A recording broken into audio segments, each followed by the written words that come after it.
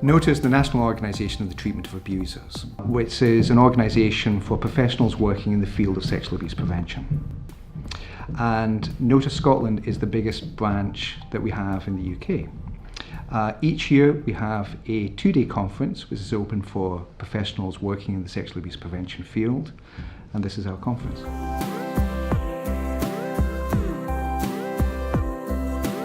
We have 4 keynote speakers that will be covering a range of different themes. And those themes include sexual abuse prevention, but they also include risk management and risk classification. We have some presentations around working with empathy and compassion, and we also have some presentations around restorative practice approaches with respect to sexual offending and sexual abuse. The research shows that the quality of psychological and community adjustment matters to the risk of reoffending. That's attachment, trauma, connection, relationships. Here are some of the specific from the stable way of assessing risk of offending. It's great to see so many people here from different professions, and I think that's a key benefit of the conferences. It's everybody from psychiatrists to criminal justice social workers, people working with third sector voluntary agencies. So it's a great opportunity for everybody to get together, network, meet people. That combination of networking and learning internationally and locally as well, I think is a real key benefit of these conferences. I think it's been fantastic so far. It's just so thought-provoking, and getting a chance to come here and see the kind of key thinkers, the key people who are involved in our fields is just so beneficial.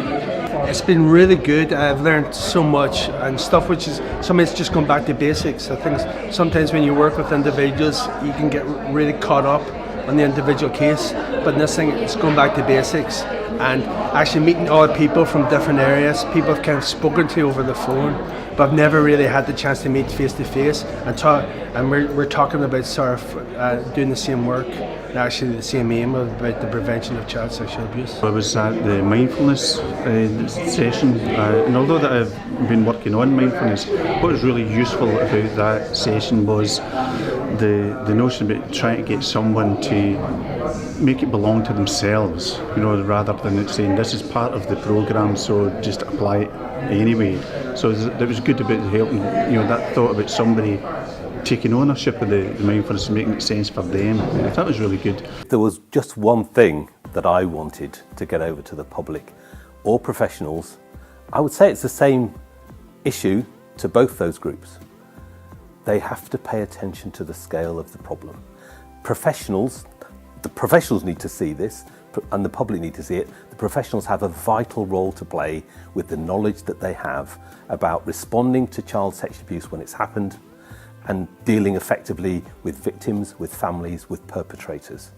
But the public and professionals need to know that those professionals only engage with the fraction of the problem that comes to public attention. That we know 7 out of 8 children who are abused do not get anywhere close to police officers or social workers. But there are families around them, there are friends around them, there are other people that care around them. They have a vital role in protecting those children and preventing abuse. So it's the combination of professionals and the public that will make the biggest difference to whether children are safe tomorrow or whether they're not. I'm Vince Mercer, and I work for a project called the AIM Project, which is a project about giving good quality evidentially based tools to frontline workers to be able to address child and adolescent harmful sexual behaviour. Well, I guess for my work, I think one thing the public might need to know is about child sexual abuse and how it can be prevented.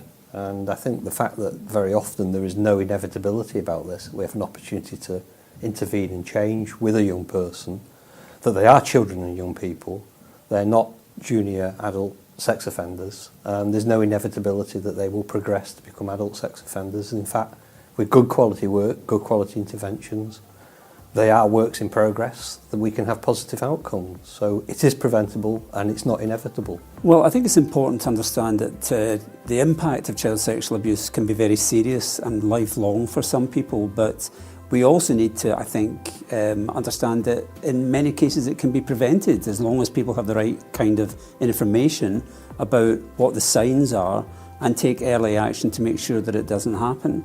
I think one other thing that's important for people to know is that if people with behaviour or thinking that might lead to risk to children, seek help at an early stage. There's much that can be done to help them with that so that it doesn't move on to potentially the abuse of children. I think there's an important point in that most people who commit sexual offences against children don't do it again. And as professionals, we have got ways of identifying the people who are in the minority who might do it again, and there's things that we can do to intervene.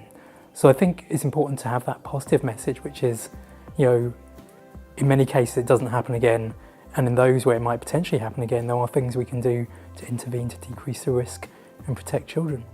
Look, I think the benefits for professionals coming to a conference like this are enormous. The lifeblood of doing a demanding job requires us to feed our minds and to talk to each other, to see what is the latest research, what's the evidence I should be bothering with, but also who are the colleagues doing similar work, where can I take my support, my inspiration, my encouragement, but also how can I pay back to those people, so that it's the combination of the professionals working together, sharing the anguishes, but also sharing the triumphs, the knowledge that is essential to doing a good job, keeping children safe today, but also bringing healing to where it's needed.